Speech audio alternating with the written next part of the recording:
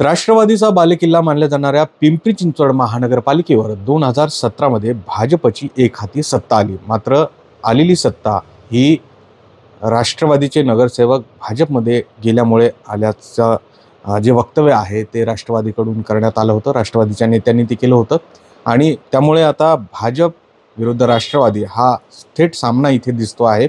भाजपनं स्वबळाचा नाराही दिलेला आहे। त्यामुळे भाजपचं इथे काय प्राबल्य असेल आणि एकंदरीत राष्ट्रवादीच्या या प्रतिक्रियेला त्यांचं काय उत्तर असेल जाणून घ्या। आपल्या सोबत आहेत स्वतः उमाताई, ज्येष्ठ नेत्या आणि विधान परिषदेच्या आमदार। ताई, खरं तर केवळ 2017च नाही तर अगदी सुरुवातीपासून तुम्ही या पिंपरी चिंचवड महानगरपालिकेची प्रत्येक निवडणूक बघितलेली आहे, तिकडे सक्रिय काम केलेलं आहे आणि मोठी जबाबदारी आता तुमच्यावर आहे, कारण की स्वबळाचा नारा भाजपनं दिलाय। कसं बघताय सुरुवातीला येणाऱ्या महानगरपालिका निवडणुकीकडे? येणाऱ्या महानगरपालिका निवडणुकींमध्ये पाहताना आता केंद्रामध्ये नरेंद्रभाई मोदींचं सत्ता आहे, सरकार आहे। मोदीजींच्या माध्यमातून जे कार्य चाललेले आहेत ते तर आहेच, आणि देवाभाऊ माननीय मुख्यमंत्रीजींच्या माध्यमातून सुद्धा या महाराष्ट्रातच नाही तर पिंपरी चिंचवडमध्ये खूप मोठ्या प्रमाणात काम झालेलं आहे। त्यामुळे त्या माध्यमातून जर पाहिलं, आमचे बावनकुळे साहेब असतील, आमचे रवी चव्हाणजी असतील, ह्यांच्या माध्यमातून खूप चांगलं काम या शहरामध्ये उभं राहिलेलं आहे।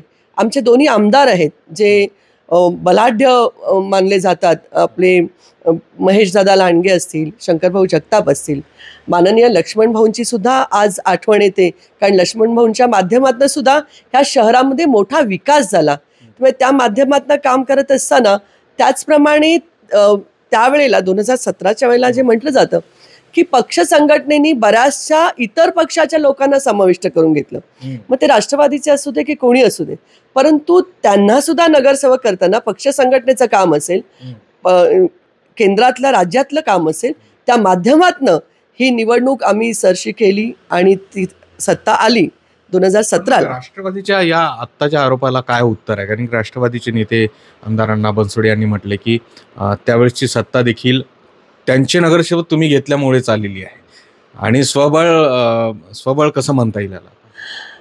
मला असं वाटतं की त्यांनी आत्मपरीक्षण करावं की कशामुळे सत्ता आली, कोणाची आली, आणि या शहरामध्ये लोकसभेमध्ये असेल किंवा विधानसभेमध्ये असेल जे पक्षाचं बळाबळ होतं त्याच्यामुळे जे आले, आमचे दोन्ही आमदार आले, या शहरामध्ये पिंपरी विधानसभेमध्ये सुद्धा पक्ष संघटनेच्या माध्यमातनं आम्ही आमदारांसाठी काम केलं आणि तेही निवडून आले। खासदार इथे सतत निवडून येतात, त्यामुळे त्याने आत्मपरीक्षण करावं की शहरामध्ये बलाबल कोणाचं आहे, ताकद कोणाची आहे, आणि मी निश्चित मला विश्वास आहे की ह्या माध्यमातून जर झालं तर निश्चितच पुन्हा एकदा भारतीय जनता पार्टीची सत्ता या महानगरपालिकेमध्ये येईल। महायुती असेल काय असेल, परंतु स्वबळावरती आता आम्ही निवडणूक लढवणार आहोत आणि सर्वांना समाविष्ट करून घेऊन ही सत्ता आणणार आहोत। आणि निश्चितच मी असं म्हणताय की राष्ट्रवादीतले नगरसेवक भाजपकडे का येतात हे आत्मपरीक्षण करावं? राष्ट्रवादीचे नगरसेवक काय येतात त्याचंही आत्मपरीक्षण करावं, स्वतःच्या निवडणुकीचं सुद्धा आत्मपरीक्षण करावं असं मला वाटतं। पण मग ताई, एकंदरीत ही निवडणूक कोणत्या मुद्द्यावर लढली जाईल? कारण की बनसोडे असंही म्हणाले बोलताना की 2017 ते आत्तापर्यंत नागरिकांचा भ्रमनिरास झाला, हे अत्यंत गंभीर त्यांची टीका आहे। तुम्ही त्याकडे कसं बघताय, त्यांच्या ह्या टीकेकडे? आता जर मी पाढा वाचायला घेतला ना या शहराचा कामाचा, जी सत्तेत आम्ही आल्यानंतर जे आम्ही काम केलेलं आहे, तर पाढा खूप मोठा आहे। प्रामुख्याने मी सांगते की पाण्याचा प्रश्न, जो मला असं वाटते 500-550 कोटीचा जो निधी त्यांनी हे केला होता, तो पवनातलं पाणी घेऊ शकले नव्हते, परंतु भामा आरखेड असेल, आपली दोन्ही नद्यांचं आपण पाणी हे केलं। आज 100 MLT पाणी उचललं गेलं आहे, पुढचं 150 MLT पाणी उचललं जाईल। पाण्याचा प्रश्न असेल, वाहतुकीचा प्रश्न असेल, मेट्रो असेल, कचऱ्यापासून वीज निर्मिती असेल, हे मोठे चांगले मुद्दे आहेत की जे आम्ही विकासावरती मागणार। आम्ही कोणाला विरोध करून किंवा कोणाच्यासाठी टीका करून नाही, तर भारतीय जनता पार्टीने महानगरपालिकेमध्ये असताना जो विकास केला, जर आता पूर्वी पोलिसांच्या याचे 2च झोन होते, आज 4 झोन झाले। 2500 ही संख्या पोलिसांची होती, आज 5-5.5 वरती संख्या गेली। आज पिंपरी चिंचवड शहराला आपण आयुक्तालय देतो, पोलीस आयुक्तालय देतो। हे सर्व विषय आहेत हे भारतीय जनता पार्टी असेल, माननीय मुख्यमंत्री जी असतील ह्यांच्या माध्यमातून सोडवले गेलेले आहेत. त्यामुळे निश्चितच विकासावरती आम्ही मतदान केवळ करणार. अण्णा बनसोडेच नाही तर मागील काही दिवसांपासून पालकमंत्री अजितदादा देखील शहराचे दौरे करता आहेत आणि ते नागरिकांना आव्हानही करतायत की पुन्हा एकदा कामाला बघून संधी द्या. खरं तर त्यांचं आव्हान आता त्यांचा पक्ष त्यांनी वाढवावा हे प्रत्येकाचा अधिकार आहे. परंतु मग आत्ता जर स्वबळाचा नारा दिल्यानंतर जर अशा पद्धतीचं आव्हान होत असेल तर लढत ही स्पष्ट आहे. मग आता ही राष्ट्रवादीची एकूण परिस्थिती बघता तुम्हाला काय सांगायचं? बघा, कोणी शहरात यावं, कोणी फिरावं, कोणी आपला प्रचार करावा, कोणी आपली मूठ बांधावी, हा तो त्यांचा प्रश्न आहे. ह्याच्यावरती मला काही भाष्य करायचं नाही, काय करायचं, कोणी करायचं. पण ते एक मला विश्वास आहे की आमचे जिल्हाध्यक्ष आता बापू काटे आहेत, त्यांच्या माध्यमातून असेल, या शहराच्या तिन्ही आमदारांच्या माध्यमातून असेल, जी संघटना भारतीय जनता पार्टीने बांधली आहे, संघटना बूथपर्यंत जी भारतीय जनता पार्टीची संघटना आहे, त्या संघटनेच्या माध्यमातून मला विश्वास आहे की आमची ही ताकद आहे. आता ज्याची ताकद त्यांनी ओळखावी, त्या पद्धतीने त्यांचे नेते फिरतील. ह्याच्याविषयी मी बोलणं योग्य नाही. तुम्ही अगदी कळीचा मुद्दा मांडलाय. आत्तापासून प्रचाराला त्यांना उतरावं लागते. परंतु तुम्ही म्हणता की पुन्हा एकदा तुमची सत्ता येईल.